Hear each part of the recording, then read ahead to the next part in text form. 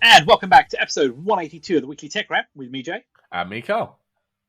Well, Karl, it is Friday once again. We're a week behind schedule, so I apologise for that. But unfortunately, work, life, travel got in the way, didn't it? Everything got in the way. It's been a busy couple of weeks. It has been a busy couple of weeks, but we're back. We're back with the latest tech roundups. I was about to say tech news, but we've got tech news, so we'll talk about that. But before we get into that, I've got to ask you: it's been 2 weeks with the iPhone 16 now. What's your thoughts? Not changed much from my 14. No? No, I mean, it's quicker. The screen's slightly bigger. I haven't really got my head around the camera button. No, same. I think it's in the wrong position for me, because I always used to take my phone out and then I use the volume buttons to take a picture with. So I'm still in a muscle memory thing where I take my phone out that way around and the camera button is now on the bottom and not the top, which doesn't make any sense whatsoever. Yeah, so I kind of view that. I pressed it once or twice. I can't find the muscle memory to touch that, capacitive button and go through all the settings. The camera's great. Well, yes, the camera's really good, but when I'm pressing the button, I end up slightly moving the camera. It's too much pressure needed to press the button down.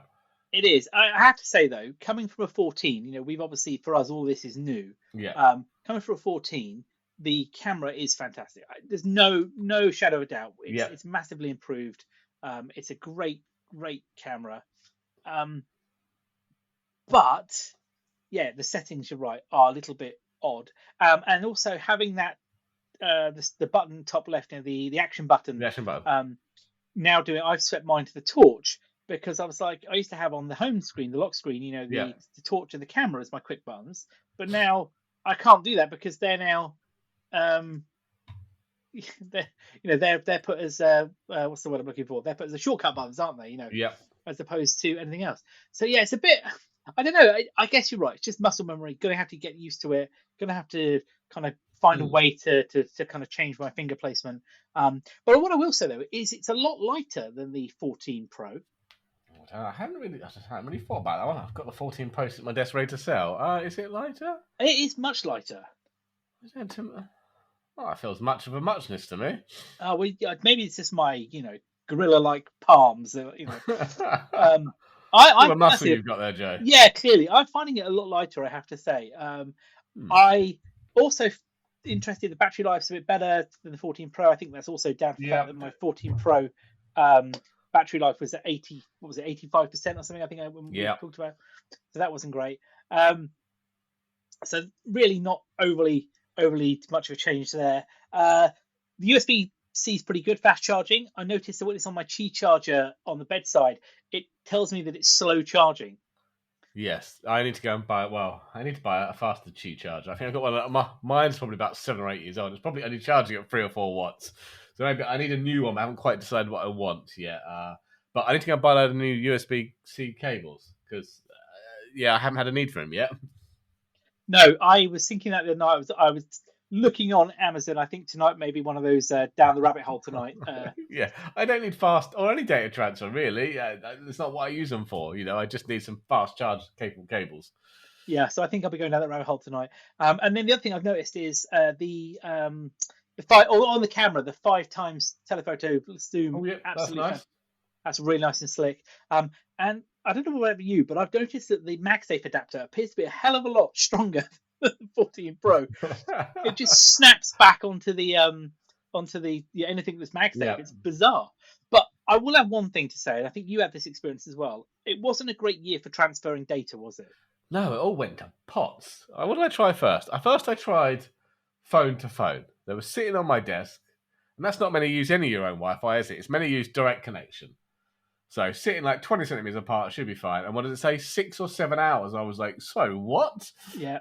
So I canned that. And they went to iCloud. iCloud went 17 hours remaining. And I was like, oh man. I left it and it did eventually go down and probably took about an hour and a half, maybe just under 2 hours to transfer the data. Yeah. Same experience, wasn't it? Crazy. Exactly the same. And I was getting quite frustrated with it as well. Because it just didn't appear to be doing anything at one point. Well, yours was eSIM, so you suddenly lost cellular, didn't you? We transferred that over, but then couldn't use the phone because it was still in transfer mode for everything else. Yeah, it wasn't a particularly great experience on that front. And my wife's went really quickly. well, so when I did, we did a phone to phone on hers, and it was probably about 40 minutes. So when I did my iPhone 12, which was my work phone, and swapped it across for the iPhone 14 Pro as my work phone, yeah, I let that do data transfer, like we just said, phone to phone. Yeah, and that took 2 hours and 2.5 hours. You probably got hardly any data on your work phone. No, nothing. I was really surprised. My wife's probably got about 200 gig of photos on there, so I was surprised it went so quick for her, but just ridiculously slow for mine. It was, I was very surprised, and I just, it didn't feel like a slick year, I have to say. The watch was fine. The watch was a much easier transfer, slick back up, and I have to say I'm loving the Ultra 2. It's not going back for the 10 then? No, the Ultra 2 is staying, I think. Okay, good. There were moments of wobbles. But we spoke about it the other day. I'm quite happy with it. I think I've got used to the size of it now. It feels comfortable. The battery life is phenomenal. It just keeps going and going. Just keeps going and going. Keep on trucking, So. Well, anyway, let's move on then. So we'll come back with we'll talk about reviews, I think, in a few more months of how we're getting on with the phones and that. But especially when we got the AI stuff out, because we still have no AI stuff, which is meant to be a major part of the phone. It is, and I haven't even though we could turn it on by changing the language settings to US, I can't bring myself to do it, so I'll have to hold fire on that one. Yeah. As soon as the AI comes out, we'll have a full review of those capabilities and what that actually means for you as an iPhone user. But before then, let's get into today's stories then. So let's kick off with one that we've talked about quite a few years ago, but is kind of reared its head again, isn't it? Which is still TikTok. Going. TikTok versus the US government, didn't it? And they're not having a great time. No, they're currently up in court, aren't they? In front of 3 federal judges. And the judges have kind of expressed significant skepticism towards TikTok during the kind of oral arguments they put out. They've questioned the practicality of requiring TikTok to simply disclose more information about its data and content moderation policies, basically noting that it would depend on trusting a company the government sees as a potential national security risk. So that's not really an option to deal with them. They push back on TikTok's arguments that the law singles them out as a company. Basically, the judge is saying, well, it just describes a category that you happen to fall into. Although I will note they're only targeting TikTok at the moment. There are others which haven't been targeted. And there's another one was about whether TikTok's creators have First Amendment interests in its own platform, or whether the US entity TikTok has First Amendment rights. Lots of questions they're pushing back on, aren't they? And the one that made me laugh, though, is the government has sought to show the court certain classified documents while at the same time withholding them from TikTok due to fears of exposing national secrets. I'm not going to show you the evidence against you. But here it is. That's not really right, is it, surely? I mean, I guess that comes up sometimes, doesn't it, when you have cases that involve national security, perhaps with terrorism or intelligence, where you've got somebody that, maybe spying or something like that, isn't it? And how they found out about it is a national secret. But you're right, it makes the case for TikTok difficult, because if they don't know what the government is, using against them, how can you counter that? How can you defend against it, isn't it? The judges can go, right, you're guilty of all this, but we can't tell you why you're guilty. You just are. Trust me, you are. Yeah. Thanks very much. Sounds like a Trump argument there, doesn't it? Well, just is. Believe me, I'm a very trustworthy person. I'm the best judge of all. I'm the best judge of all, yes. And I think that's the issue here, isn't it? That TikTok, regardless of anybody's thoughts on what you may or may not believe TikTok does whatever, this does feel like it's a bit of a singling out of them now, isn't it? And they've got it's a witch hunt. That's it. That's the word. They've got 170 million users in the US. Of course, so this is ultimately a ban on TikTok, or it's a diversion, isn't it? A split from the company ByteDance, which is the Chinese owner, which they've said all along is the US version's run by a US entity of that. Which, I'll be honest with you, I'm skeptical of, given how these companies work. It's probably the US arm, but decisions are still going to be made by the parent company. It's how it works. Yeah. So I do think here that this is probably one of those landmark cases that if TikTok gets banned or gets, blocked, whatever, however you wish to define it, that this could be something that the government or whatever administration coming in, especially if the Trump administration comes back, could leverage this, with other companies, other social media companies as well, or other companies of any description. Yeah, well, I suppose we'll find out soon. I think is it January the 19th, the deadline for the split of the company. But these are only federal judges. This could still be appealed and go up to the Supreme Court. Yeah, which but, I imagine they will go. But that's exactly where it'll be going. Yeah, but federal judges, though, don't forget, are at the national level. They're not. It's not like a state, is it? So you are quite high with it. But I get, you're right. It could go higher. And don't forget that the U.S. presidential election will have been done and dusted, because typically the presidents are inaugurated early January, so by about that time. So worst case scenario, we could have Trump back in power here. Yeah, I'll just leave that with you. Yeah. Moving on. Moving on. Let's talk about Intel then, who are having a bit of a bad time, as we mentioned last week, wasn't it? Was it? Yeah, I think it was last week. No, the week before. Sorry, wasn't it? We were talking about Intel and how bad things are going. Cost reduction measures, yes. So we've kind of heard now that they're looking to spin out their foundry business into an independent subsidiary, is what they're calling it, as part of their $10 billion cost reduction plan. I mean, they've had their losses, haven't they? Significant losses over the last year. So, sorry, speaking of the foundry part, not Intel as a whole, they lost $7 billion in 2023. Wow. $5.2 billion the year before in 2022. The revenues are declining 31% year over year. And experts expect the foundry's operating losses to grow even more in 2024 and not expected to even break even until 2027. And obviously, is it 18A, their next generation manufacturing process? Yep.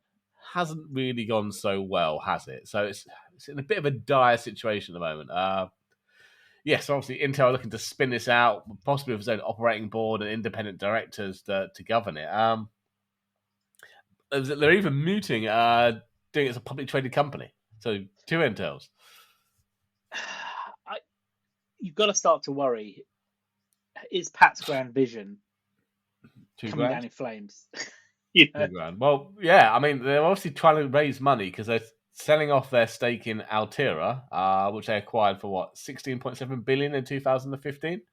Yeah, wasn't there another? I saw another news story about somebody was offering to take a stake in Intel, weren't they? It was I hadn't spotted.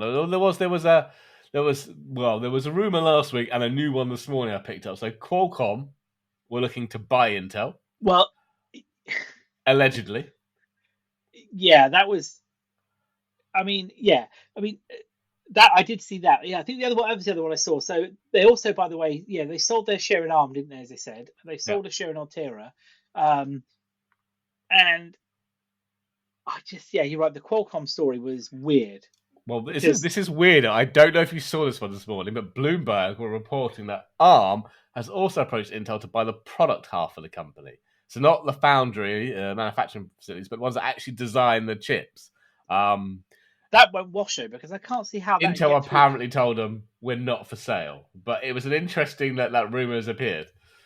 I mean, given that any competition market would be like, that's not going to work, is it? Like, No, it's not.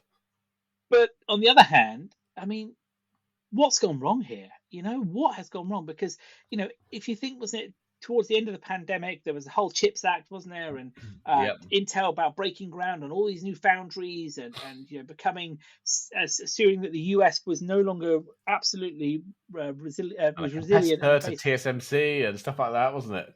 Yeah, that was it, because it was about the fact that they were resilient if there was another pandemic, and also the Taiwan situation, that they could have chips and have semiconductors, wouldn't they? Yeah. And it just seems now that this whole leap has fallen flat. It's gone very badly wrong, and the sharks are circling. Yeah, and the sharks are the ones that were tiny little minnows, and Intel was the shark. And now it feels the other way around, that because they are when it comes to things like manufacturing, because It's just gone horribly, horribly wrong over the last 10 years or so. Yeah, I mean, and if you look at it, like TSMC and all those guys they run rings around Intel. Well, Intel are now going to TSMC to make chips for That's them, aren't it. they? That's the irony. 20 years ago, if you'd have said that Intel would outsource any part of their foundry business or manufacturing To a you'd have been Taiwanese like, company. yeah, you'd have laughed and gone, Intel, they're the biggest chip manufacturer in the world. Don't be silly. Now it's like, sorry, Intel. Oh yeah, Intel chips. Yeah, forgot about them. I know not quite to that extent, but you get my point.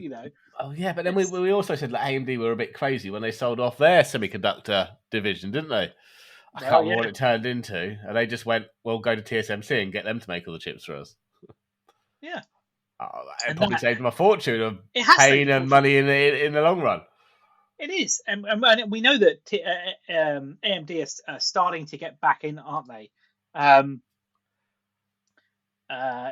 Into that kind of space, but they're doing it very small steps. They're not making huge leaps and bounds like Intel were doing, and obviously not taking the amount of money that Intel were taking from governments worldwide, weren't they? About kind of these kind of concessions and all the kind of payments for different foundries, here and in Europe. And in the US. So yeah, this gamble made. I'm not suggesting Pat's going to leave because I think Pat was playing out the role to retirement personally. Yeah. But this is not going to. His legacy could be really tainted here. I think if this goes bad. Yeah. Talking of bad legacies. Oh well. This is the second time I'm going to mention Trump in this podcast. So I'm so sorry. So the mind boggles. So Trump has apparently launched a new cryptocurrency venture called World Liberty Financial, despite previously calling Bitcoin a scam. So he's entering this venture with his sons, Donald Trump Jr. and Eric Trump, as well as two crypto entrepreneurs, Chase Hero and Zachary Folkman, and also his 18-year-old son, Barron Trump, who's now listed as the chief DeFi visionary for the project, despite having no crypto expertise in the slightest. I'm sorry, I'm just going to stop a second. Let's back up a moment here. So we've gone into business with his two sons, who again... Three sons, technically. Donald Trump, Eric, and Barron. Yeah, so between them, know the total sum of X about crypto that we are led to believe. Two crypto entrepreneurs who I looked at the research on this, one of which had a company called Date Hotter Girls. Okay. And another guy who called, what was it? It was in the quote I saw here. That was it. Stablecoins, a borderline Ponzi scheme. Well, speaking of that, these World Liberty Financial coins are apparently based on US dollar stablecoins. And it's been touted internally as a borrowing and lending platform. So we've got a Ponzi scheme then. Yeah. So, but apparently, when asked about the venture, Trump appeared to know very little about it, deferring to Barron's expertise, the 18-year-old with no expertise, making vague comments about crypto and AI, and then quickly changing the topic.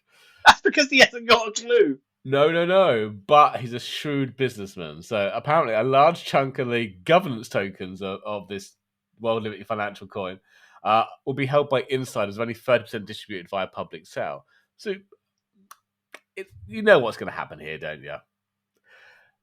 They're only sending out 30% just before an election. So all his supporters will rally around and buy this. The price will go through the roof. Trump and that lot will then dump the other 70%, sell it, and quickly move on. It's just... You know it's going to happen. And this will be the biggest target for hackers in the world. It's a scam. It's a scam. It's a scam. And I hope they get taken for everything, Trump. I hope the hackers hack them and take all the money. He probably knows nothing about this beyond the fact that one of his advisors has set it up, and he probably just is like, doesn't know, couldn't tell you what it was, let alone show you what it was. This is a man who I was reading about yesterday, got his father's inheritance, basically sold off nearly all of his father's property. He was given a $500 million loan. Was it $5 or $250 million loan from his father?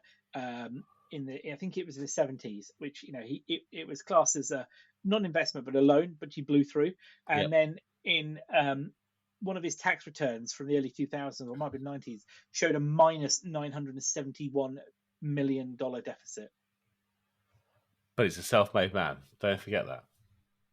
And the Trump you see today was created, or the character, off the back of The Apprentice, because apparently at that point he was pretty much nearly bankrupt. Yes. And he was being paid like $50 million a series for that. And the whole thing was they edited it to make it look, the character, and it's art become life. Just to make it look like he knew what he was doing. But it's just art becomes life. But this is terrible. This is going to end badly. Like you say, no, I don't want anyone to lose money, of course. But if they got hacked, it would be a hell of a shame, given that I'm sure they've got the bestest, the world's greatest, the most impressive security ever. Of course. No one can hack us. We're unhackable. We're unhackable. Challenge accepted. Last words.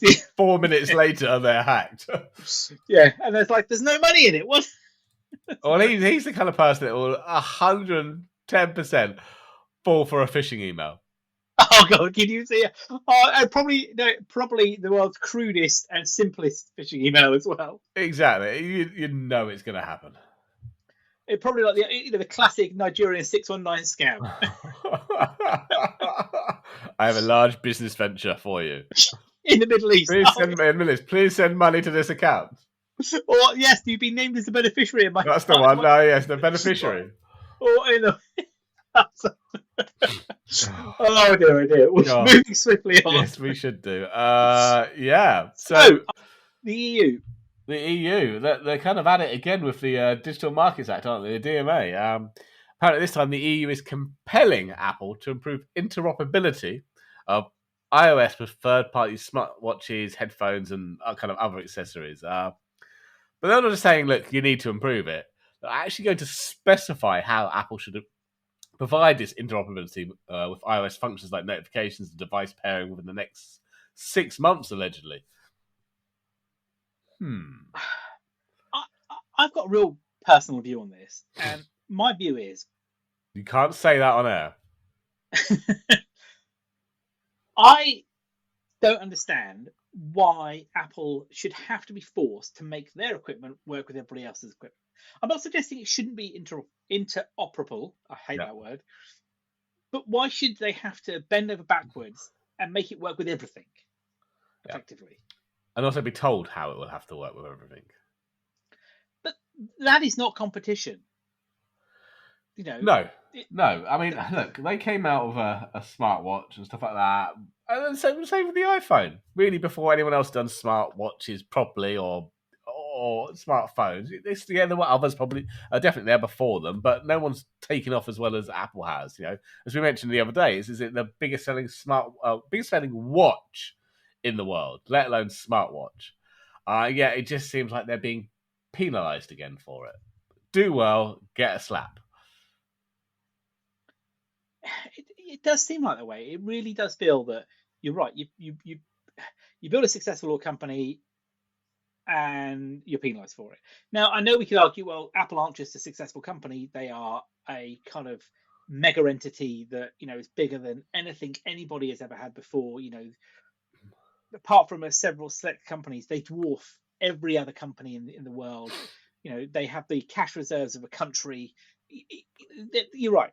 They are not just your average little company that runs their shop down the road, are they? They are something. And they have a lot of power. Whether people believe that or not, they do have a lot of power and a lot of sway.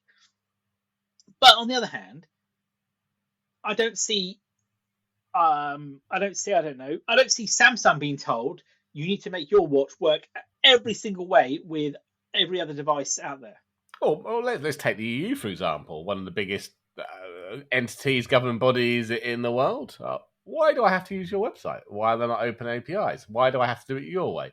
Why aren't you integrating with the way I would like to do it? Accessing my information on your websites. Exactly. But I'm going to guess they'll go with, well, it's for security. Which is exactly what Apple is saying, but apparently that's not good enough. This is not about innovation because you're then forcing everybody to do the same. It's not innovation. It's. And I question if this was an EU, but Apple was a company based in the EU, would they be getting the same crap from them? I don't think it would be. I don't think there would be. I think they probably would have. I think there probably would be more integration, because if Apple was a European company, this would not be a surprise, because they would have grown up around the regulation, and we'd be looking at a very different scenario. To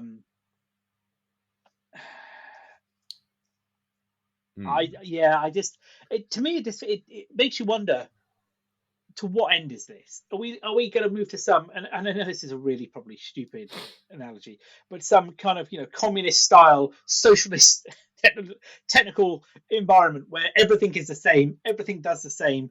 You can have it in a bit like Henry Ford. You can have it in any colour as long as it's black. Like. Oh no, we're going to get online. We're going to do our own operating system next, and our own phones and our own chips. How's that gone for Russia and China?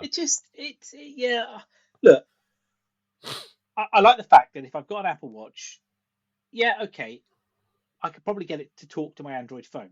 Fair enough. But Apple shouldn't have to get your Android phones to speak to iOS. You only get basic stuff like notifications. Apple shouldn't be forced to make every single capability and feature that they have in their ecosystem work with every other one. No. Because why then would I want to buy Apple? Yeah. Why would I want to buy any product? You buy it because there is a differentiator. You're buying it for the experience. As I heard, they're talking about the colors of the iPhones, and they were like, well, they're the same colors every year. And like somebody pointed, well, who cares what color it is? You just put it in a case. But their answer back was, but it's emotive, isn't it? It's a psychological decision to take that color.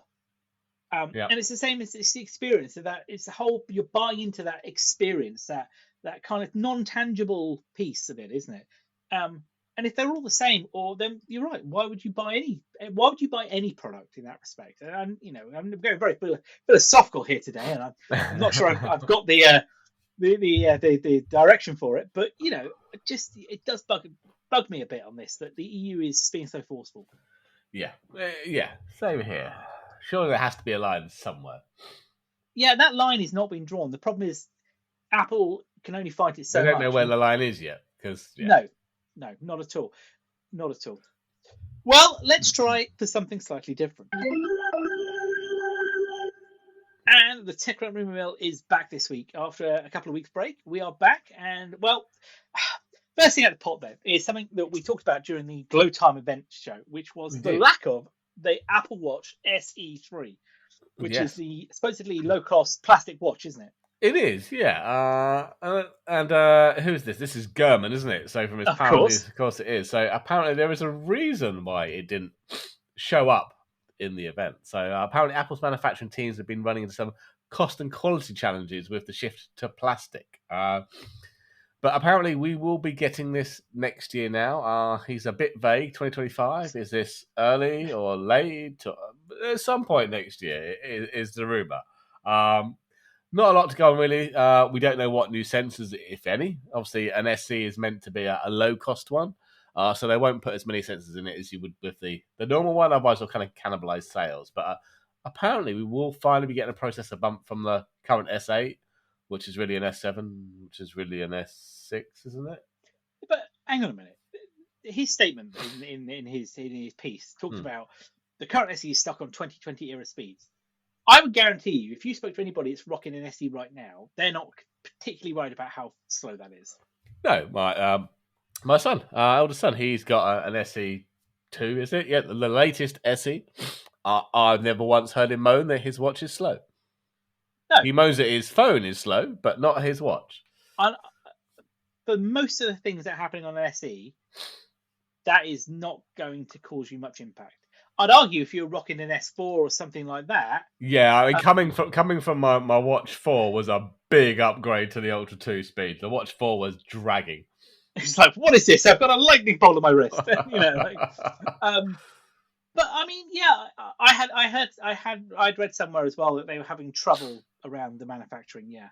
I suppose going from aluminium, titanium to plastic is from a durability point of view, because watches get hit and all sorts of things, don't they? They get knocked on things. You have to do it more harder than maybe your phone needs to be. Yeah, I'd also argue that they're probably going to look at it from a sustainability point of view as well, perhaps. Yep. Additional plastics, recyclability, all that kind of stuff, isn't it? I would assume that they are focusing on that. But Yeah. we'll see. We'll see. New Mac time. This is one that you were waiting for, weren't you? Yes. Yes. Apparently, they're in the stores already, but by in the stores, I'm where they mean in the back cupboards, not to be seen yet. But Gurman is also saying to expect the M4 launch event in the coming weeks. Updated MacBook Pros, iMacs, and Mac Minis with that new, smaller design. Also, lower-end iPad models also like to be revealed. I'm all down for a new M4 Pro, MacBook Pro, especially with a minimum of 32 gig of RAM, at least a terabyte of hardware, rocking some of that local intelligence capability, for local AIs. More than two screens, without weird adapters. Yeah, and also in that black as well. It's got to be in that black. Yeah. Decided. So a new MacBook, not necessarily a new Mac Mini. No, my Mac Mini's an M2. Do you know what? I'm not fussed about running Apple Intelligence on the Mac Mini because I can rock. I use Claude. I use ChatGPT. That's something I'm not too fussed about. Okay. To be fair, but the MacBook, which I use quite a lot, obviously, and about daily driver for when I'm traveling and work, then those I want that on there. But it'd be interesting to see how long we're going to wait before the MacBook Pro comes out, though. The MacBook Pro with the Pro chip, not the base M4. No, I mean it may be announced in October, but I would put money on March, maybe. Well, he's saying they're basically there already. Somebody's got them stashed in the back cupboards. Well, maybe when I went to the Apple shop the other day, they were too busy flogging iPhones and watches that just didn't have any space for those M4s out there. Oh, maybe. But actually, actually, I'm not a Mac man, so I'm quite happy with my Windows ecosystem. No, I'm not. Shock horror. But my iPad is aging. I don't think it has. No, it doesn't even get iOS 18 anymore. I've not checked because I haven't used it that often. But I can't justify a Pro. So if I could have I might be interested in a new low-end iPad just for the times when I use it. I'll tell you what I saw the other day on the plane was somebody rocking the giant iPad Air. Oh, is it the 12, 13-inch, 12-inch? Well, it's only 13, isn't it? I initially thought that they had the old size 12.9-inch iPad Pro, the one you had, yeah. Yeah. But then I looked at it and it was like, oh, no, it was too square bezeled, Yeah. And I realised then, it was I couldn't get the word out, the iPad Air giant job. So it's M1 in that, isn't it? M1 in that, yeah. Yeah. I mean, mate, I know the low-cost iPads aren't running M's, are they? They're still... Can't remember, are they running M's? I don't think they are they? Are they running it? No, you had to get the Air to get the M. Yeah, so the Air and the Pro upwards are on M silicon. Everything below that's still on A series chips. Yeah, I'm just wondering, maybe will this be the year that we're talking new low-cost ones, that maybe the Airs go to M2s and the low-cost ones go to an M1? Or is that still pushing it a bit? I don't know. My view would be within the next 12 to 18 months, I would imagine all of the iPad lineup will use an M chip, because why wouldn't they? Yeah, because I mean, look, my wife's got the current iPad, the low-cost one, but it's got the iPad Pro design. It's got the square design. It looks like an iPad Pro for all intents and purposes, other than it comes in colours. But yeah, I mean, I'd be quite happy with one of those, maybe, but just a bit more grunt. Yeah, I think they'll all move to the M. I think it makes sense for them to do it in that. Yeah. There's no reason why they don't need to be, I guess, because if they're all on the M, and at least a variation of the M1 at the low end. But then, are they going to release new iPads that can't do Apple Intelligence? No, they're going to want to get them all to that level. So, if they are going to announce new lower end iPads, they must come with an M of some sort. Yeah, exactly. Or it could just be, I mean, it could be a variation of the A18, maybe. But it would make more sense just to do an M. Well, maybe the low end, maybe the newer low end ones would be a variation on that. Yeah. But the moving forward, it'll be M series of some description. But yeah, good point. Good point. Given they've got that A18 there now. Yeah. Yeah, no, it will be interesting. That's the thing. I'm not interested in the Max. I'm quite interested in what they do with an iPad next. But will you be interested then in a new Vision Pro? Well, I would, but it's not the Vision device we're after, though, is it? Not for us, but I when I was in the Apple Store the other day, if I'd had more time and it wasn't so busy, I would have liked to have had a play. Yeah, they had it sitting there when I picked up the phones as well. I was like, I don't have the time. I would quite like a go. But no, you must have done what I did, was just been looking at it and gone, because I was pretty much standing next to it. They did the phone because I was just picking up and not swapping out or iPhone upgrade home. I was just standing next to the headset when they brought it out. I was like, huh. But yeah, they were far too busy to be doing demos. Yeah, definitely. But I think so. We've kind of known that this is Gen 1 with Vision Pro. Yeah. I don't think Apple are going to kill it, despite what some people say. Well, the rumor is to say it's not, is it? They're saying this is from Michin Kuo. He is saying that in 2025 there will be an upgrade to the Vision Pro with an M5 chip. We're skipping what M3, M4. Hang on, I love straight to an M5. But it's pretty obvious that they're going to go to an M5. Yeah, but what mind you, the M4's only just come out, really. So why not do an M4? But it's a bit obvious though. This is Apple. The next chip will be an M5. Well, yes, it is. So apparently, it's going to get that. But other than that, it's the same. Yeah, that's your second gen one. Just a faster M5 chip, and apparently the best Apple Intelligence user experience on a Vision Pro ever. I don't know. It's going to be the best Vision Pro we've ever made. 100%. No, what? I'd love one year if Apple just go, it's okay. It's not our finest work. Yeah, we're kind of just listen. We just want to get it out of it. B minus could have done better. You know what? We're done with it now. You can have it. Just listen. It's fine. But look, unfortunately, there's still no news on that significantly cheaper entry level Apple Vision, whatever headset they're going to call it. Yeah. I know this isn't the time for it now, but you're right. For us, more than Meta Quest 3, that new HTC looks pretty good as well. We should probably talk about that maybe next week. Talking of Meta, we'll talk about the 3S. We'll do a piece of that next week, and maybe that new HTC one. But I had heard this morning they've cancelled the Quest Pro. Yeah, probably because what's his name? Zuckerberg. Yeah, I think probably was right. The high-end models are not needed, are they? People are not buying them. No. I would still like a decent standalone, connected headset. Yeah. I want one to hook up to my PC. Well, it's designed to hook up to my PC. I don't have to do all sorts of weird USB compression of videos and janky kind of things to get it to work because it's really a standalone headset. Yeah, that's the thing. I'll even buy another Meta one. Could Meta just take the Quest 3, chuck out all the guns we don't need, put a display port on the side, and call it a day? Be happy with that. That would be good.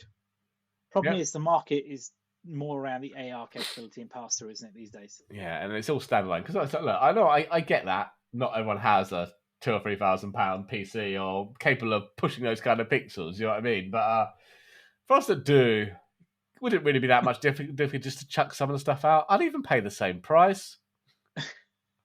I just don't want to deal with all the USB-C compression artifacts, rubbish, and just, yeah.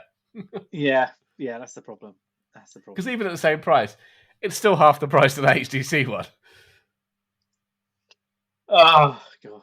If only. One day. Well, that's probably a good place for us to wrap up then for today. You're full of cold, and I know you want to go get dosed up. I am.